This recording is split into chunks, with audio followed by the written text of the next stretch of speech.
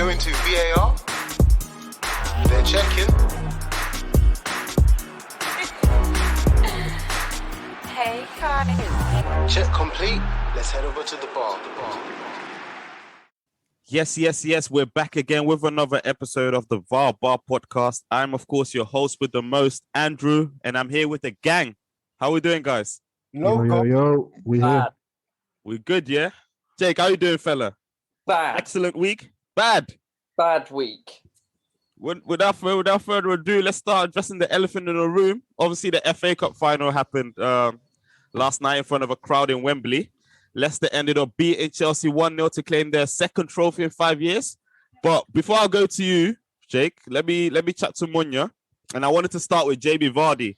Obviously, slowly but surely solidifying his legacy in the English game. Premier League and FA Cup winner. So surely Vardy is more deserving of an MBE over Harry Kane. He's won nothing. Like, all right, let me take off my Arsenal hat. Harry Kane's a great striker. Like, we all know that. Let's not chat shit. What Vardy has done, the come up is mad.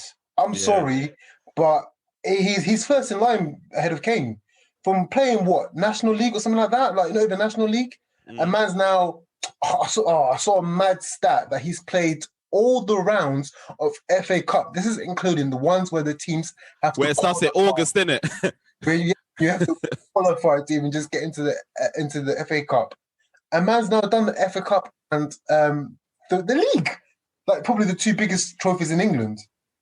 Yeah. He deserves his accolades, man, because I'm sorry, the fact is, from now till he does it, until Kane has any medals to the table, he ain't on the queue. In my eyes, and I know some people may disagree, Jamie Vardy is ahead of Kane to get an MBE. I think also the Jamie Vardy story, as you said, is also very inspirational for like aspiring footballers, because obviously you hear a lot of them where like a lot of them by the age of 18, 19, they get released from the academies and then they're kind of in the limbo. But Jamie Vardy should just show you that you should just keep going, man. As long as you've got the talent and the passion for it, keep going, because that guy didn't blow until 25, 26? He's a late burner. Bro, so... And sorry, to obviously not go ahead. Like, people may say, okay, look, take off the club medals. I mean, what has Jamie Vardy got that Harry ain't got? Because I'm pretty sure they've both won Golden Boot, the biggest one, obviously, for the Premier League. I've seen that Jamie Vardy was like listed 8th once for the Ballon d'Or. I've never seen Kane even on the Ballon d'Or. Like, wait, Jamie Vardy made top 10? Yeah. Nah. He made it in 2006 when they've obviously won the Premier League. What do other people think? 2016, yeah. I want to hear other people. I know there's people that... Obviously, you know where I've been standing on this one, Andy. That remove your Arsenal logos. No. Well, obviously, Kane's talented, like Munya said, but in terms of legacy, you know what I mean? Well, for Vardy to win the Premier League after the season before just narrowly escaping, relegation, that was like, the biggest story in sports history. And then now again, for Leicester to collect FA Cup, you might know how I feel about FA Cup. And I'm just going to say, everyone's bigging up Leicester for winning FA Cup, but they don't keep the same energy when it's Arsenal. But anyway, I digress. But yeah, Jamie Vardy's legacy, Premier League legacy, has been solidified for a while now. And now he's just, in the English game, proven, man, that he's a top player. And he's winning things for his team. So for his team, man, for sure. Yeah. Obviously, Press, like in the last couple of seasons, Leicester has consistently challenged for the top 4 spots, although sometimes they'd be flattering to deceive towards the end. But if we keep it a buck, can we call them a top 6 or a big 6 club, especially now after this FA Cup win? And if we do, who drops out? I think we can. I think we can call them a big 6 club, or a top 6 club, should I say, not big 6. I think they've consistently shown for the majority of the time that they've been back in the Premier League that they are a competitive team. They spend well. I think they brought in some pieces to kind of keep the momentum going in terms of sort of their place in the Premier League and improving and progressing year on year. I think I mean, for now, I'm going to say Arsenal, and this isn't. We're not talking big six because we talk about our traditional big six. We know who they are, but in terms of top six teams, I'd say Arsenal are the ones to drop out for now. I would actually say Spurs, you know, personally, and the reason why I say Spurs is because Spurs ain't won shit. Like they've literally won nothing. I hear that, but are we talking about league? Because I mean, if we're talking about league positions, you know, Tottenham have consistently been finishing above Arsenal. So wait, they've been finishing above us, but is it Tottenham versus Arsenal, or are we talking about Tottenham against everyone else in the league? This is why I think Arsenal are the team to drop off. Yeah, I think no barking and no ats. It's just I think I hear that. Yeah, I personally would drop out Spurs, man, because I think that Spurs have. And leave Arsenal in the top six. Yeah, the reason for that is that obviously Arsenal. First of all, Arsenal's a bigger club than Spurs, and secondly, yes, Spurs have been finishing above Arsenal for the past couple of seasons. Yes, but Spurs is kind of like I see them as like a making up a numbers kind of team now. They don't do anything beyond what they do, like finishing fourth. They finished second. I think maybe second. They finished third once as well. Like, and that's just it. But they're not.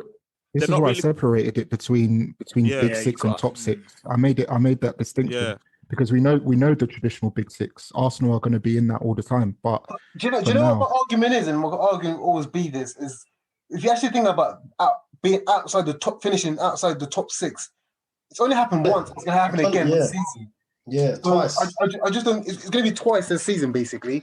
But I just don't get how so quickly you're like out you go. Whereas a team like Spurs hadn't been like, I don't know. But Spurs in the last 6 years, how many times have they finished outside the top four? Not many times, to be honest. Not many times. I don't know. Yeah. Outside the top six. What are you saying here? Because I thought it was top six, not top four. All right, boy, man. All the time. All right, Jake, man. Ben chill, brother. And then Voss said, nah. Chat to me, bro. How did you experience the FA Cup final? Because I'm sure you thought, this is our first trophy for the season. Going into the game, I expected us to win. I'll be completely honest. And the first 15, 20 minutes, I thought we looked good. We were on the front foot. We were pressing. We didn't create anything of notice, but we didn't really let Leicester get into that game for the starting period. And then we just came off the accelerator. We were so negative, I felt. We didn't have a plan in possession. Like Rudiger, whenever he got the ball, would just seem to try and get it over the top to Werner, but Leicester were too deep for that. I was really disappointed, to say the least. I think Tielemans' goal, Tuchel called it lucky at the end in his post-match. Yeah, he was rattled, man. And it wasn't lucky. Let's be fair. Like, don't get me wrong, I don't think Leicester created that much outside of it. So in that definition, you could say it's lucky. But when you give someone of his talent that much, it's just USP, innit? Yeah, like that's what he does. For trouble and cracking goal, absolutely cracking goal. And side note, it was amazing to actually hear the fans celebrate it. That was missed. Like I was sat there at the end, and you're hearing the whistles going for like 4 minutes, and I'm sat there going, I hate how much I love this, because that is a proper fans thing instead of faked pumped in noise. But anyway, Chelsea, it was really frustrating to see us as soon as the goal goes in, actually try and be ambitious with the ball, actually start pushing men forward. I think Tuchel's plan to put Reece at right centre back and then Dave right wing back backfired, because although Reece was good defensively, and I think that actually helps his England case. If Gareth Southgate wants to go to a back five, then he could see Reece at right centre back. But we were so negative in attack. Like, it was so predictable what we do. There was just no threat going down that side. So, yeah, honestly, I mean... So you think Leicester all in all were good value? Because obviously your manager didn't agree. He thought Leicester were very lucky, as you said earlier. But I'll put it this way: we didn't deserve to win it. I don't think Leicester could sit there and go, "Yeah, we were brilliant," without a doubt. Like I said, apart from that Tielemans strike, it's not as if they were creating chance after chance. For me, they didn't do a lot offensively, but they disrupted us, and they took their opportunity when it came to them. So fair play to them, credit to them. I'm not going to take away from it, but I don't think Leicester were great value for it. It was a tight game decided by one moment of magic. So, but we didn't do enough to win the game. Like, I think I saw a lot of Chelsea fans complaining about Tielemans' goal, how it could have been given handball. Obviously, the offside decision for Chilwell's goal was extremely tight. That was so tight, man. Like, give him the benefit of the doubt, man. But for me, my thing has always come to, and I've tried to always be like this for the most part of my Chelsea fandom, is be good enough to win without the ref's help. Yeah. You can't be relying on the ref to win you a game. And if you're not showing enough ambition for most of the game until you're actually behind, you don't really deserve it. So I'm annoyed at my own team for not wanting to win enough. You can't go into an FA Cup final and really play like that, especially your first time in front of fans in a year. Like, they deserved more. It was just, yeah, I'm disappointed. I really am. I think there was just a couple of decisions across the pitch. A lot of players went missing. Like Mount, we all know how much I love Mason Mount. I didn't really hear much. Oh, that shot he had though, the Kasper Schmeichel save towards the end. I mean, Schmeichel was immense. Like, we considered going for Kasper Schmeichel when we bought Kepa. What do we think of him? Like, sorry to divert, but what do you think of him as a goalie? Top keeper, man. Top keeper. Not his dad, obviously. Got a lot to live up to, but he's not Top 5 in the league. If his dad didn't exist, we probably wouldn't be, because there's always going to be that underlying comparison in it. But I think he's a top keeper, man. He's made out his own career. Like, he has his own home. Facts. He's a Premier League winner and an FA Cup winner. Like, he can take that to the grave. Like, he is a fantastic keeper, and he was the reason at the end why Leicester won. Like, fantastic save on that Chilwell header, and then an amazing save on the Mount volley. But I can see why sometimes he's not rated, because he has his moments. I remember there was a spell when he's just really poor. He's a good keeper, but I can see why he's not, like, he doesn't get compared to like the Allisons. But would you have him over Leno? Oh, 100%. But we've not been able to fill our keeper position since Lehman. So we've got issues. Brother, let's not start there, man. All right, but Lehman. Obviously, Jake, your disappointment did not start on Saturday, because you had a midweek game against your city rivals Arsenal as well, which made everything a lot more complicated in regards to top 4. Kind of still in your hands, if you win your remaining games. But how did you feel about that game? Yeah, that loss against Arsenal. I mean, it was very similar to the Leicester game. I think the only difference really was that instead of a moment of magic deciding the game, it was a moment of madness. That was all it was. I mean, I suspect the Arsenal fans disagree, but I don't think they really did that much in the game. They defended well, but we didn't attack well. And yeah, I mean, it was just a case of, what are we doing? There was just no attacking oomph. There was no crisp play in the final third. There was no good build-up play. It was, again, a really frustrating game. And I actually looked back at this because I saw a Chelsea reporter tweet this. And you take the Baku final out, which even then we weren't that great. And we haven't played Arsenal well for years now. And what's the record, if you know?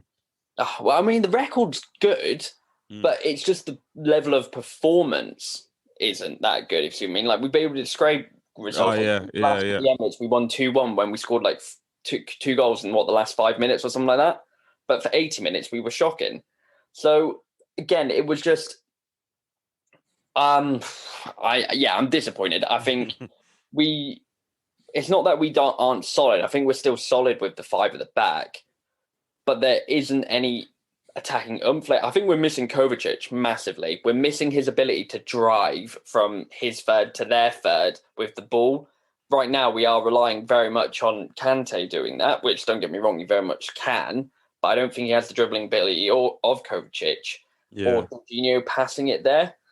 And obviously, his back pass was awful. That was dire because he's just not done the basic thing. He's trying too much to focus on where the Arsenal players that are pressing him are, not where Kepa is. He literally just needs to look up and that pass doesn't happen. So, yeah, it's been from going from a week in which we beat Madrid to get to Champions League final and then beat City at their own ground to losing to Arsenal at our own ground and then losing to Leicester in the FA Cup final. Like you say, top four's now a massive thing. Like, we play Leicester on Tuesday, and that is another cup final. Redemption season, man. We have to win that game, because if we draw that game, we're not making top four, because Liverpool's running. They should, on paper, win those games. Bro, you saw today's game, man. I did, but you should win those games. Yeah, we should. On paper, you should win those games, and so we need Leicester. At least we welcome them into our house. We need to beat them. We need to beat them, and then we need to go beat Villa, get top four, and then we work on the final. Yes, sir. Say no more, man. Let's stay tuned for that. And let's head over to Manchester then, because obviously United started their 3-match bender versus Leicester with their fringe players. It ended up in a 2-1 loss, giving City their 5th Premier League title. And then obviously the win on Villa on Saturday just all but confirmed you guys are second, and there was really nothing to play for, or there's really nothing to play for in the league for United. But regardless, Cha, are you guys disappointed with the back-to-back L's at the hands of Leicester and Liverpool? Yeah, no, very. I think it's not good. I think any United fan, don't get me wrong, the reality is we've all but confirmed where we're going to be in the league, but that's not a reason as to why the level has dropped off as much as it has. I've been sort of very much disappointed in the way we've been playing. Because it's not just the 2 losses. We lost to Roma. I think everyone forgets we lost to Roma. Oh, yeah, so you won the tie. As well. Yeah. But we actually lost last leg. So we basically lost 3 games, 3 out of the last 5 games, which isn't good enough. And I think throughout the whole season, I've been calling games smelly. I've been saying this and saying that. But we got to buck up our ideas with the final in mind, because if we just sleep through the next couple of weeks and then we turn up to the final the way we're playing now, anything can happen in the final, and so yeah, bitterly disappointed. Press, where do you think it went wrong in the game versus Liverpool specifically? I mean, was there more needed from your top players for the full 90 minutes? Because you started the game extremely well, in my opinion. Yeah, started the game really brightly. Obviously, Bruno got the opening goal, and if I'm honest, from there I thought that we were going to score more. Recently, results show that we kind of play better when we go down first.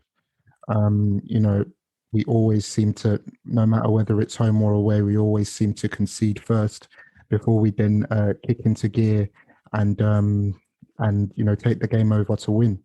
But yeah, this time around we actually went up ahead, and I was feeling good. I was feeling confident that based on sort of recent performances. I know Char alluded to the loss to Roma, but the performances prior to that were good performances, and even the Villa performance as well.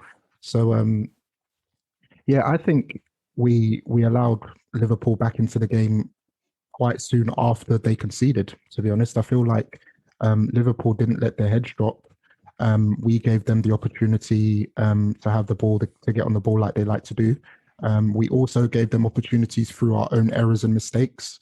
McFred coming under the spotlight again, poor in possession, giving the ball away, allowing Liverpool to form attacks. And, Liverpool were just able to find the spaces in behind through lackluster defending. And yeah, they were deserved winners on the night. No complaints from my end. Obviously, it's mad disappointing, but yeah, no complaints in terms of the result, man. Kenna, I mean, if this game was played on the original day when the protesters stormed the building, do you reckon we would have won? Or at least played a similar game? Or I would have hoped so. But I think the way it played out was surprising, of where exactly what Prez said of United started really well. I think me and you, Andrew, we were like, that's one of the worst starts I can remember, definitely this season. And we've started poorly quite a few games. But then after the first goal, kind of changed, the tide changed. And football is all about momentum most of the time. And we were on top. We went 3-1 up. And then I think it was ours to lose after that. And we played well enough. And I think everyone can agree we deserved the 3 points on the day. But yeah, to answer your question, I don't know. I'll hope so. But in the majority... Something tells me we wouldn't, man. Something tells me we would have lost. Yeah. I don't know It is why. what it is. But there was no... It's good none of the two boys use the excuse of they had a quick run of games, blah, blah, blah, blah, blah, blah. So... Because, what was it, 10 changes from your last game? So people who came in, they were fine. So, yeah, it was just a weird game. I think I kept commenting. It was such a weird game of where... Similar to the FA Cup game, innit? It was like spells. Yeah. No one... You can't say anyone dominated the game, like from even a large majority of the game. But when you're on top, you have to score. And we just managed to score more than United when we were on top. So it's a change from what's happened to us this season, to be fair. Let me stay with you because I remember not even back in the day, this season, and even last season, I done told you guys about Scott McTominay, especially Char. And Char swore he was 30 in this United team. And He's still 30. To keep it fair, though, to keep it fair, I see the vision in regards to playing McTominay in the big games. However, and like I said, he's just not good enough. I mean, I remember you, Ken, as well, being on Char's side in regards to McTominay being... You're basing this on a game against Liverpool. I'm basing on a lot of games. I'm basing on a lot of games, bro. I'm here for this. Carry on, Andy, man. I'm based on a lot of games, man. But Ken, how do you look at Scott? Because I remember you rating him as well. I've always been fair. I haven't been a fan, but I think he's okay. He's serviceable. But the issue comes... when of me and Prez, we spoke this a million and one times, is when you have him and Fred, that's when it's magnified. If you put McTominay next, for example, Pogba or a proper centre midfielder, you wouldn't notice McTominay as much. He won't be an issue, but it's a bigger issue when he's played next to Fred.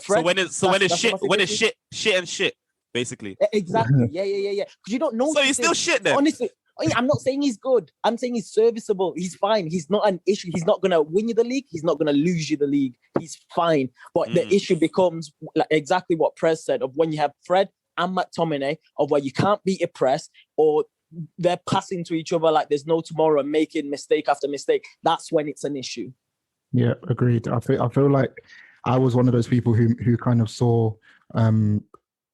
potential in Scott McTominay to maybe push on to be something more than he is. But I feel like, from my perspective, I feel like he shouldn't be deployed as anything more than a sort of squad level player.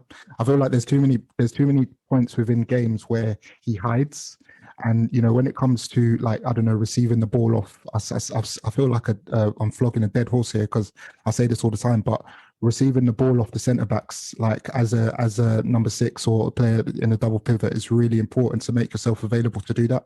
But I feel like he doesn't do that enough. But my main issue with him was, even when he has the ball, he doesn't make the correct decisions. No, and that's fine. The thing is, Prez, if you agree, I see him like, PSG away, Anfield away, Scott McTominay will start every single game for me. But when you need to play out, when you need a cool head under pressure, when you need to look after it for 10, 15 minutes. When you need to take the initiative, he's not your guy, man. He's not the guy, man. Not the guy at all. Agreed. Yeah, man. McFred. But anyways, he's done a lot for United. And what's funny though, before we move on to that, is because everything that people have just described in terms of when you need someone to look after the ball for 10 minutes, when you need this, when you need that, is what Thiago's that is, and what's that done for Liverpool this season? Okay, moving on. Tabs. Exactly. Moving on exactly. Tabs. A lot is being said about our defender Nat Phillips and him not being up to par with the demands of top flight football, right? But so far for me, it seemed that he's done more right than wrong for Liverpool. But from the outside looking in, how have you viewed him? I feel like he's had, like you said, a bit of good games and then bad games. But I guess it also comes like with learning the game. And I think just when you just trust him to let him get on with it, now it's not so much of a big deal if you're watching Liverpool. Whereas I think before, when there was no trust in him, everyone was constantly just looking at Liverpool's defence. And I think it's also helped for, like, when Fabinho's gone in midfield for Liverpool, like him playing in his natural position is actually like made these guys at the back like give them, yeah. So that's just my opinion from the outside looking in. But obviously he's not a world beater, but yeah, again, he's done the job, I'd say. Towards, do you know, if I ask this, I'll put it a different way of where I'm actually a fan of Phillips, and I've said it quite often of where I'll ask people, he made a mistake against United 100% and he wasn't great today. However, I think he's done like really well. And as a centre-back, I was a fan of Fabinho beforehand playing centre-back. But I think Phillips has been miles better than Fabinho at centre-half than Fabinho, of where now I'm looking at it of where I'm more than comfortable going into next season with Phillips as realistically our fourth choice centre-back. This guy. But I wouldn't want us to spend, for example, no. Chat, my logic is realistically we're going to need a fourth centre-back. It's Kabak and Phillips. There's no point paying 20 million for Kabak when we have Phillips. Yes, there's no difference between them of where you're going, oh, let's pay 20 million for the sake of it. And then let me ask you this, Prez, you're a bit more objective. Compare Phillips and Bailly. Who's done better this season? Phillips and Eric Bailly. Yeah, bro, there's no difference. I'm not saying he's better than Bailly. That's not what I'm saying. Let him answer, man. You're asking a question, you're answering for him. That's Kenner's bag, bro. No. But in performances, I'm comparing performances. I'm not saying ability-wise. That's two completely different things. But Phillips has been fine. He's been, I think, actually good more than anything. When we come to rating our players at the end of the season, Phillips comes towards the top. Maybe it's how bad we've been, 100%. But he's been good, man. I've liked him. Mm. Anything to add to that, Press? Or no, I mean, for me, it's Bailly hasn't. For the performances that Bailly's been in the team for, I feel like Bailly's done somewhat well for the majority of the time. He's obviously had his injury spells that has kept him sidelined for quite some time. But yeah, I haven't had, bar probably the 6-1 thrashing we took to Tottenham at home. There aren't many performances that I can say Bailly has been shockingly bad. Like I think that Bailly has actually saved us points as well at numerous points in the season as well. So I can't say that Phillips has been better than Bailly this season. No. All right, cool. Kenna, let me stay with you because obviously today we had a Sadio and Bobby flop, a Thiago masterclass. To be fair, West Brom got robbed, and Allison world-class header. So top four is officially in our hands now. So based on from January onwards, would this represent success if we reach top four? Of course not. This is we don't deserve top four. Honestly, like objectively, we do not. However, if we can manage to kind of get something out of nothing, all right, it's not even minimum expectations top four. We should be comfortable right now of where, okay, we're not going to win the league, but let's start planning for next season. That's the mode. We should be what Man United are in now. That's what we should be doing. Of where we're like, it doesn't matter. We've got we can start planning for next season.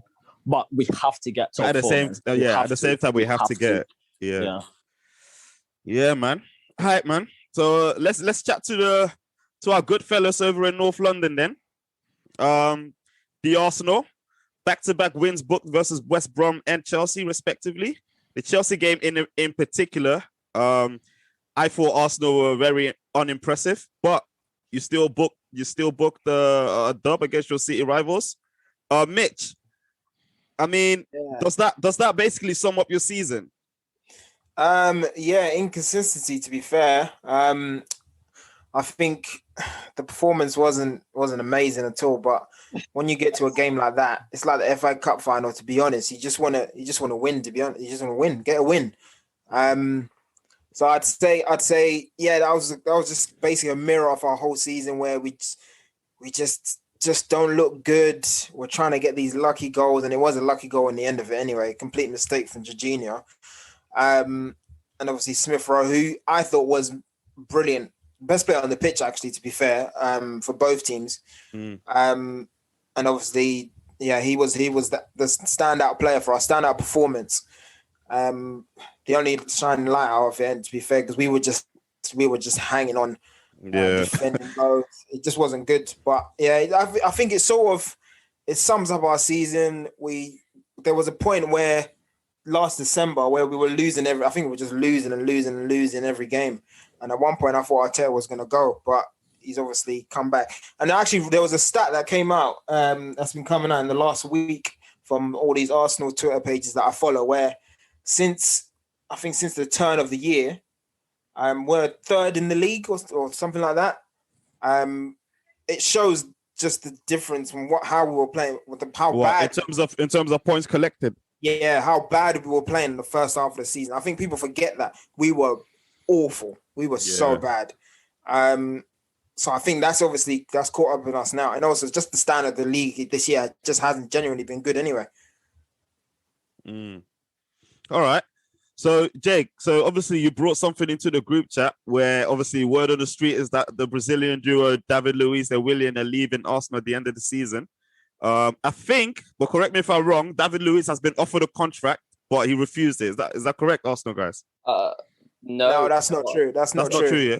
Yeah, it was a mutual agreement that basically Arsenal never offered him a contract. David Luiz didn't want a contract. They just sat down, had the conversation, and then they said, "Look, we're not going to offer you a contract." And David Luiz was like, "I didn't want one anyway." So we were like, "All right, cool." Oh, like that.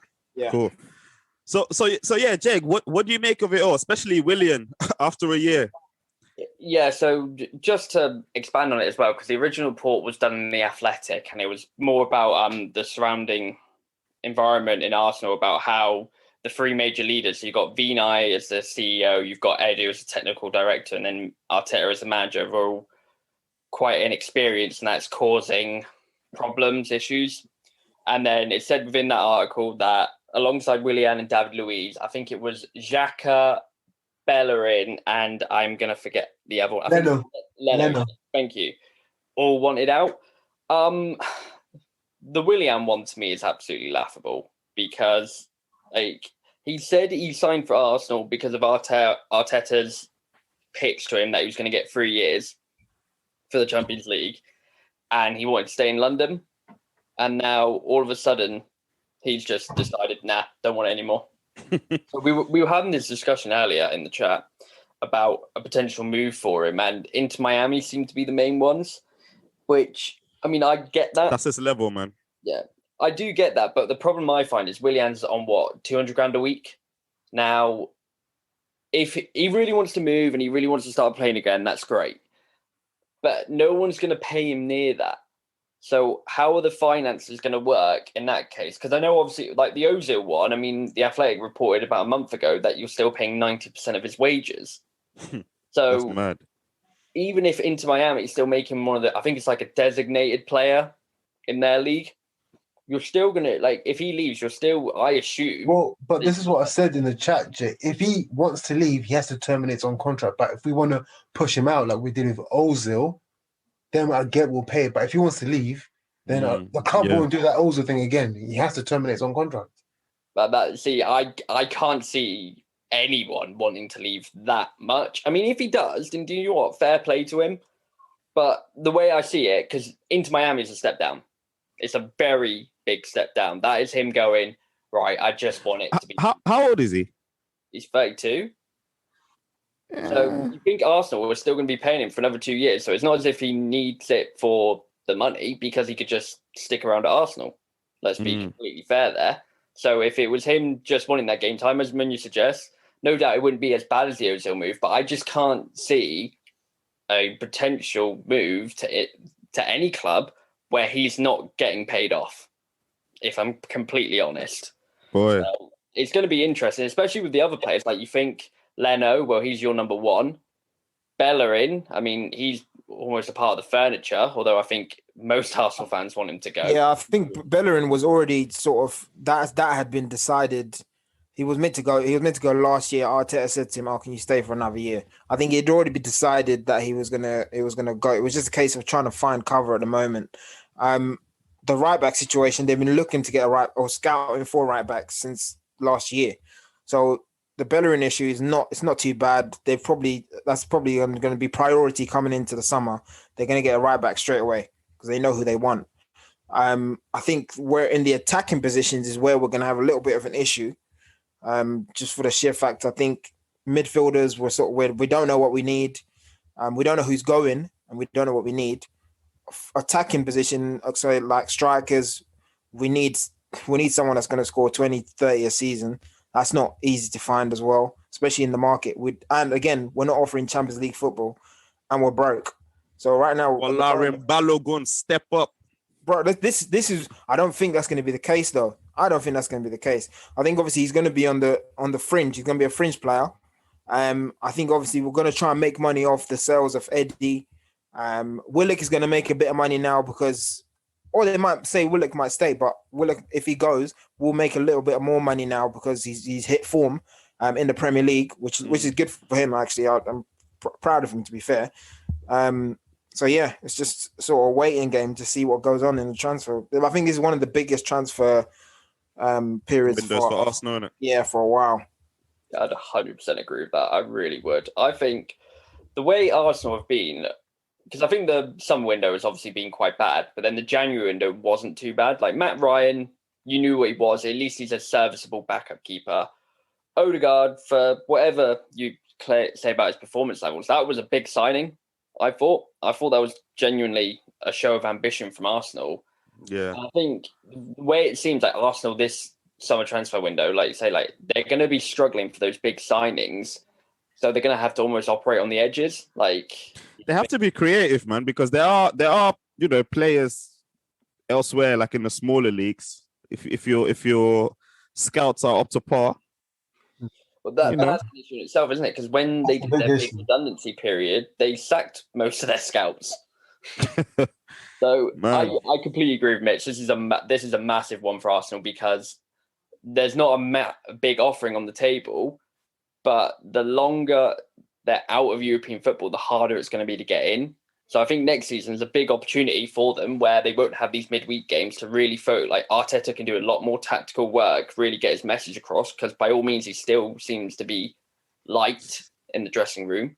So it's got to be massive, but they've got to sign right. They can't afford slip-ups. That's a great segue because I was going to talk to Monyo about that. Like, what's actually the word from the Arsenal camp and wanting to get rid of Arteta at the end of the season? I mean, even if that happens, who would you want to bring in? I mean, I can't really answer that for you because I've said to you, or many of you guys, that Arteta's not going anywhere.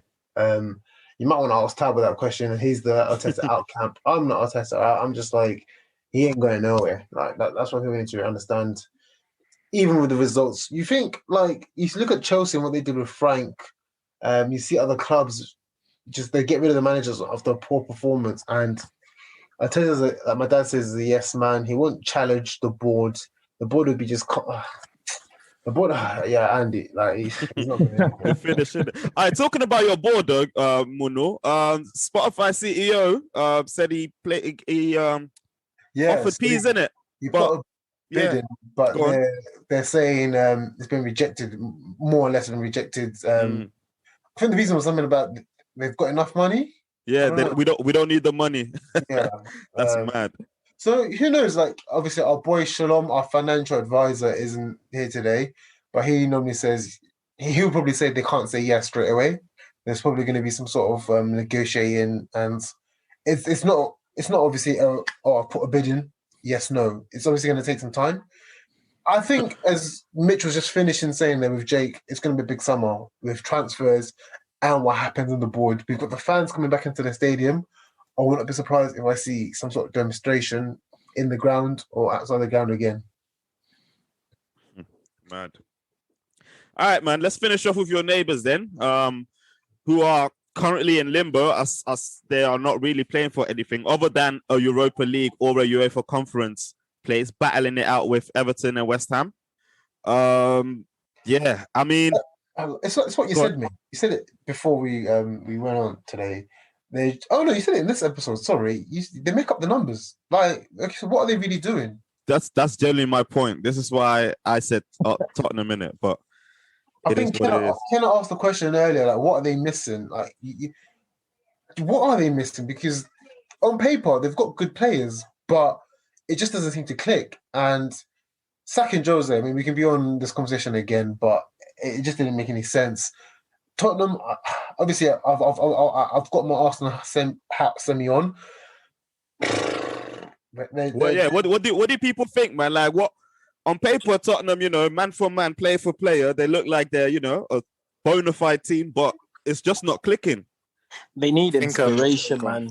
It's like, some sort of inspiration of where I always have my questions about Jose just on the way he plays stylistically more than anything.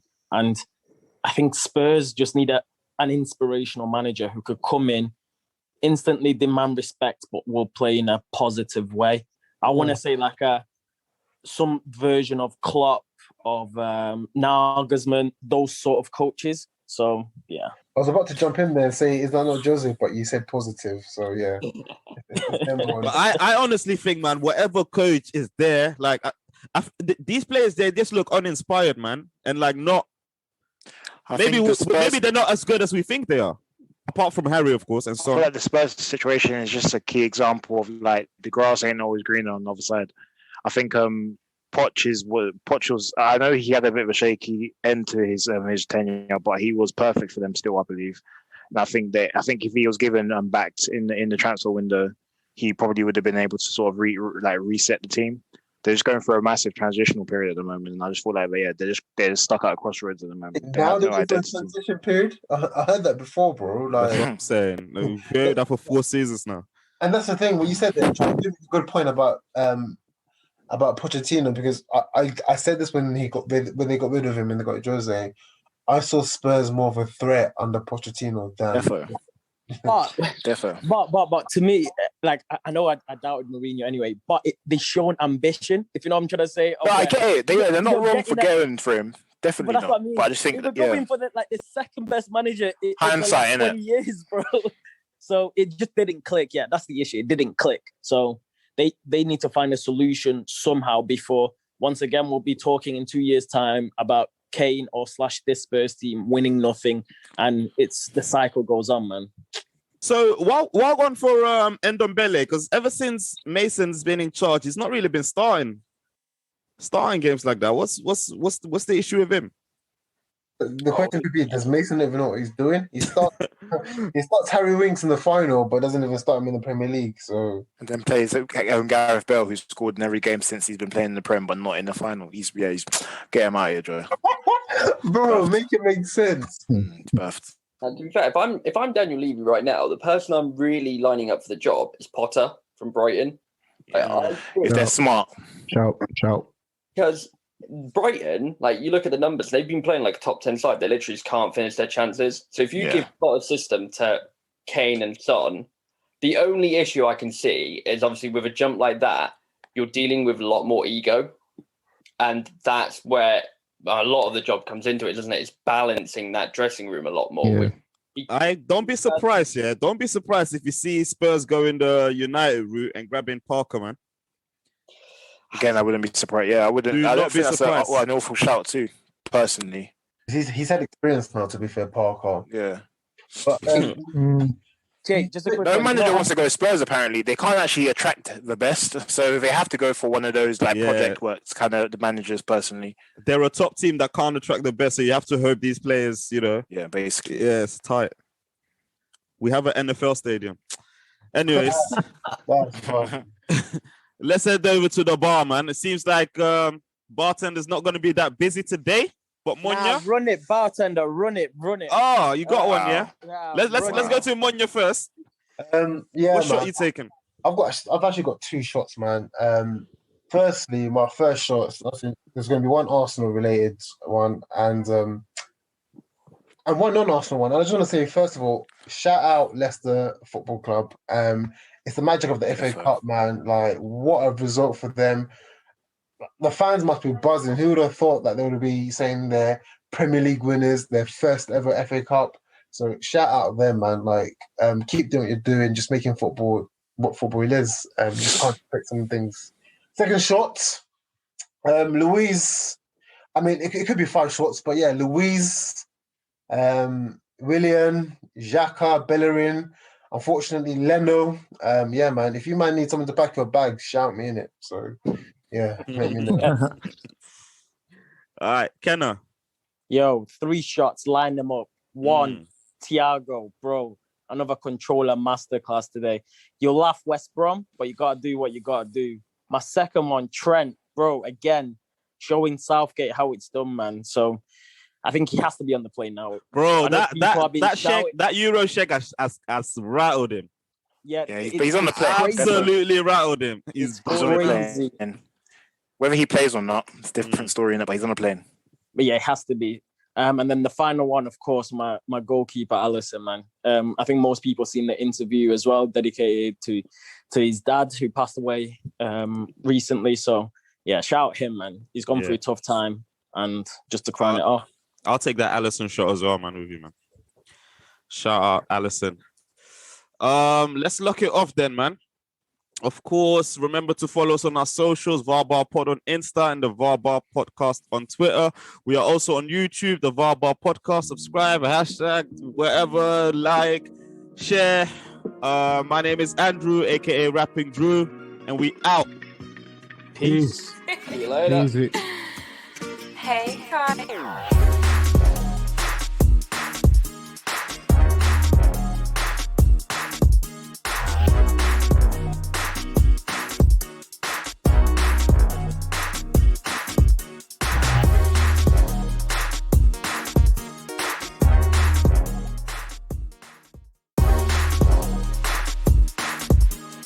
And it looks like they're going to VAR.